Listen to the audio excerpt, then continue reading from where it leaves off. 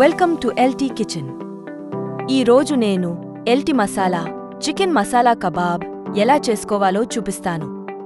Chicken masala kebab చేయడానికి కావాల్సిన పదార్థాలు: చికెన్, అల్లం వెల్లుల్లి పేస్ట్, ఎల్టీ మసాలా. ముందుగా ఒక బౌల్లో చికెన్ తీసుకుని అందులో అల్లం వెల్లుల్లి పేస్ట్, ఎల్టీ మసాలా వేసి కలపండి. కలిపిన మిశ్రమంలో తగినంత నీరు పోసి మళ్లీ బాగా కలపండి. తర్వాత ఆ మిశ్రమాన్ని 20 నిమిషాల పాటు ఫ్రిడ్జ్లో పెట్టండి. కలిపిన మిశ్రమాన్ని స్క్యూయర్స్కి గుచ్చి పక్కనుంచుకోండి.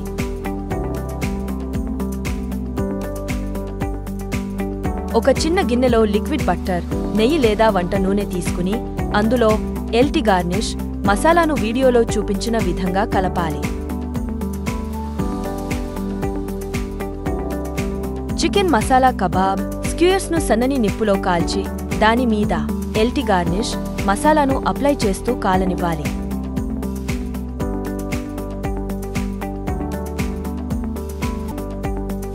కాల్చిన చికెన్ కబాబ్ను ఒక ప్లేట్లో తీసుకుని నోటికి అందించి ఆస్వాదించండి.